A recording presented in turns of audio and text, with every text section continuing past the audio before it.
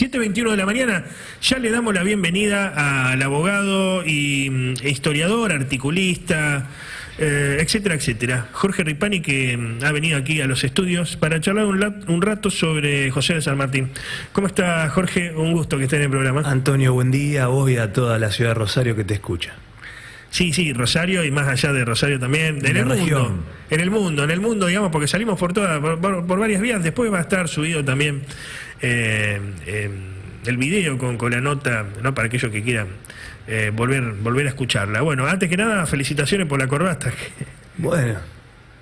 Hay que tener cojones para tener una corbata así, es una corbata arriesgada, digamos. No, ¿por qué? No. Normal, habitual. Normal. Bueno, justamente un historiador se postula en estas elecciones, Marcelo Gullo, con pinche tuyo también. Está bueno que historiadores se postulen a elecciones, porque hasta ahora no se había dado en Santa Fe esto.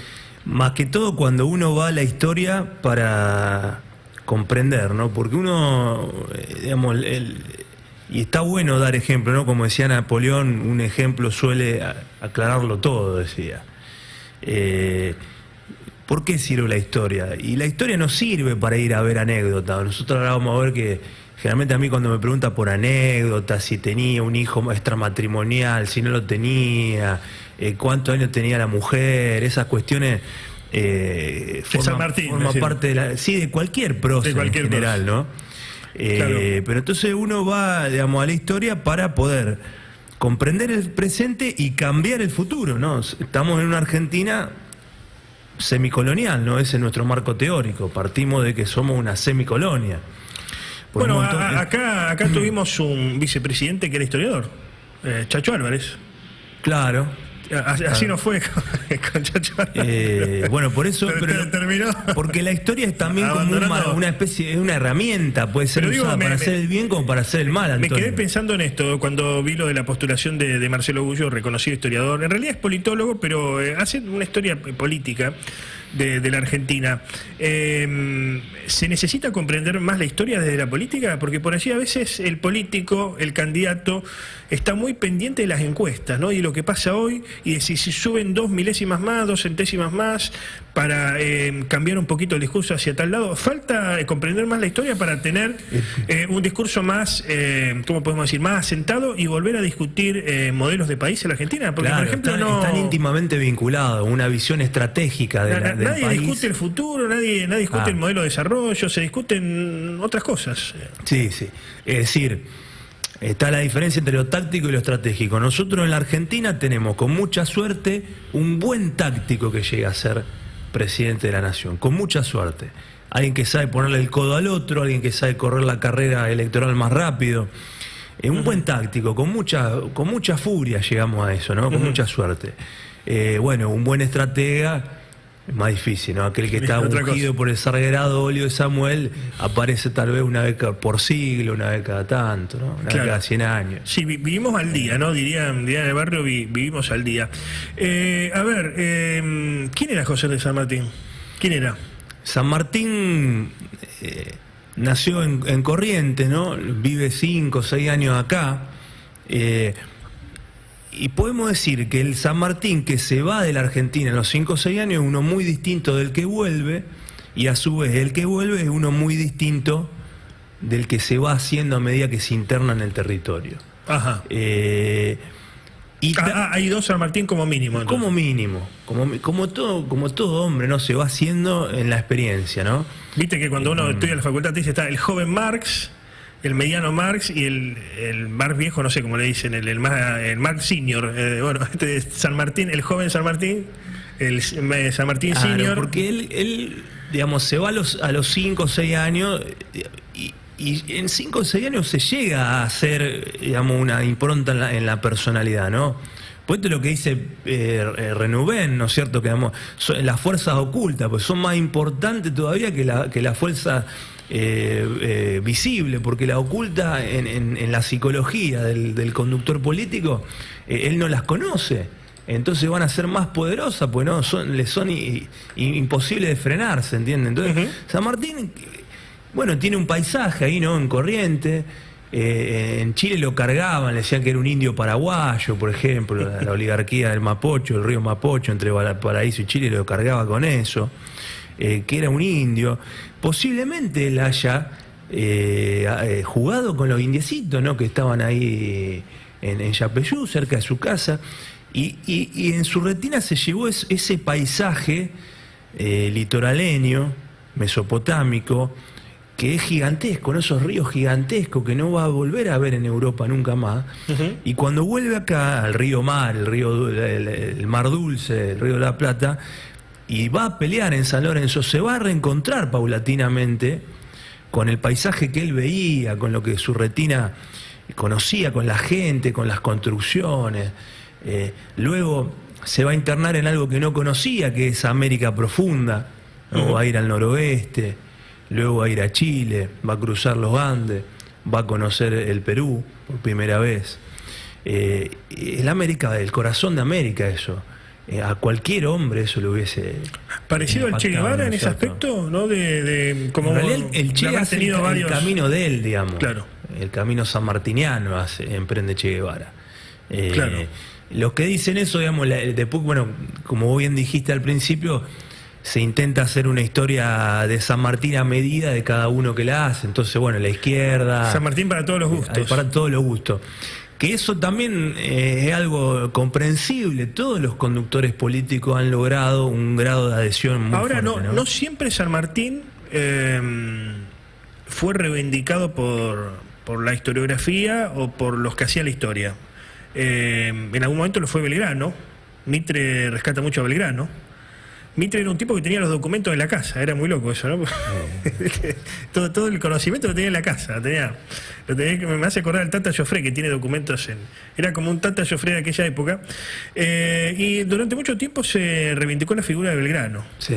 Hasta bien entrado el siglo XX, donde empieza a haber una corriente, producto de historiadores revisionistas más conservadores, si uno quiere, Ibarguren, Irasusta, etcétera, muchos desencantados por el golpe de 1930, porque pensaban y veían o creían ver en el golpe de Uriburu, del que participó Perón, era capitán, creían ver otra cosa y terminaron desencantados. Bueno, empiezan a buscar figuras históricas, llegan a Rosas, y obviamente la asociación allí con San Martín, ¿no? El sable, etcétera, está ahí cerca, ¿no? Está ahí a un tris. Y después, en los años 30, una corriente dentro del ejército lo comienza a rescatar, que es la de Agustín P. Justo. Eso podés explicarlo vos. Sí, Justo es el que primero hace No Juan B. Justo, que era socialista, Agustín P. Justo, el militar. ¿no? La primera efeméride del 17 de agosto data de la presidencia de Justo, la década infame. Hay también una apropiación militar del tema, porque hay un gran temor a dos cosas. Uno, a la democracia, que recientemente se inauguraba porque no había habido democracia hasta el 16. Ley Sáenz Peña, ¿no? Pues sin voto secreto, universal y obligatorio no hay democracia. Entonces hay un gran temor a la chusma irigoyenista, y se rescatan estas figuras como del orden, de lo militar. Y también frente al peligro rojo. Y Lugones. Y el segundo peligro, el que vos decís, el peligro, digamos, a partir del 17, vos tenés peligro rojo. 16 la democracia en Argentina, 17 el tema del comunismo, ¿no? La revolución bolchevique. Y aparece en el 33 ese libro que fue El Santo de la Espada, de Ricardo Roja, ¿no? Un bestseller. Un bestseller de la época. De la época, sí, ¿no? Esos tipos vendían muchísimo, ¿no? No había Netflix. Realmente ni película. Y la gente... Ni película, ¿no? Porque hoy, digamos, la construcción ideológica, la bajada de línea se hace a través de los medios. Que encima están en manos extranjeras, ¿no? Porque Netflix, Hollywood están en manos extranjeras. Claro. ¿no? Se empieza a rescatar por parte de Justo, y el que era ayudante de campo de Justo era un tal... Juan Domingo. Por eso es importante, porque Juan Domingo Perón. Perón está en la interna, que era el golpe de Estado del 30, está en el bando de Justo, ¿no? No está en el bando de Uriburu, y él se va a arrepentir profundamente, ¿no? Él dice en las cartas, hasta a mí habían llegado las peores calumnias, dice Irigoyen, no había nadie que las rebatiera, nadie que lo defendiera. Pero ahora me doy cuenta que Irigoyen era un patriota, que era un presidente nacional, popular y democrático, dice. y me arrepiento profundamente, dice Perón, Claro. de esto. Perón lo toma San Martín de esos días de Justo, o lo toma de lecturas previas. ¿De dónde lo toma? Pero es interesante eso. Bueno, eso no Porque lo el que establece, no lo sabemos. justamente se da el centenario de la muerte de San Martín durante el gobierno peronista. Claro, Muchos festejos. El justicialismo hace declara el año de San Martín, Exactamente. 1950, ¿no es cierto? Son los 100 años. Ahí aparece, ¿no? Los discursos de Leopoldo Marechal sobre San Martín. Aparecen varios discursos de Perón también, ¿no? Marechal hace eso que era el canto a San Martín, muy lindo, muy bonito, donde en un punto también aparece la figura también del gaucho, ¿no? Tiene el gaucho que aguantar, dice Cruz, ¿no? Hasta que lo trague el hoyo, hasta que venga algún criollo en esta tierra a mandar. Ellos intentan ligar la figura de Juan Domingo Perón al criollo que venga en esta tierra a mandar de Martín Fierro, hernandiano. Y ese criollo que venga a mandar a su vez es militar, ¿no? Porque San Martín era militar, Rosas era militar, ¿no? Y se intenta ligar la figura, ¿no? Y después está la foto de Perón arriba del caballo Pinto, ¿no? Claro. Es como, digamos, ese que símbolo San Martín, argentino de lucha, ¿no? Ese que San Martín era un San Martín más estatista, más nacionalista, si uno quiere, porque hay algunos que consideran a San Martín, y a todos los revolucionarios en realidad, del siglo XIX argentinos, como precursores de un proyecto liberal en la Argentina, ¿no? Porque, a ver, vivíamos en un sistema un tanto arcaico, económico arcaico, vinculado a España, éramos una colonia España, y el liberalismo era lo que proponía Inglaterra, proponía las principales potencias del mundo. Sí, en realidad nosotros no éramos de España, nosotros éramos de España. Éramos de España. Éramos de España, eran todos españoles, la mayoría de los cargos altos eran criollos, ¿no es cierto? Van a ver, basta repasar la lista, ¿no es cierto?, de la primera junta, tenían todos cargos, y altísimos, ¿no? Mariano Moreno tenía cargo en el Belgrano tenía un cargo en el consulado que era prácticamente como un ministro de Hacienda, ¿no?, del virreinato. Claro. ¿Y qué me decía? Bueno, y Perón lo que hace, digamos, con este año de San Martín es apelar a esto del Libertador. La palabra Libertador aparece ahí. Hace la Avenida Libertador, el año del Libertador San Martín. No era el Libertador San Martín, no había tenido nunca título de Libertador.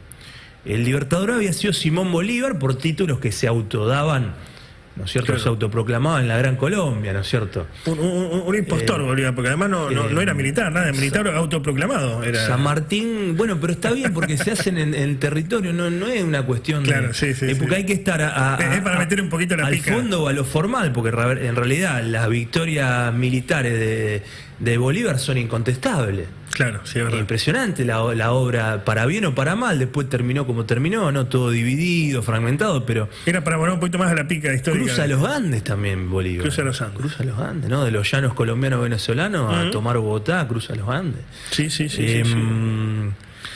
Sí. Entonces el Libertador, porque él era protector, tenía un cargo de protector del Perú, ¿no? Lo más alto, general del Ejército de los Andes, general del Río de la Plata, como se llame ese país que se estaba formando, y no tenía lo de Libertador. El Libertador aparece, vendría a ser como un título post-mortem que se le otorga durante los años del justicialismo.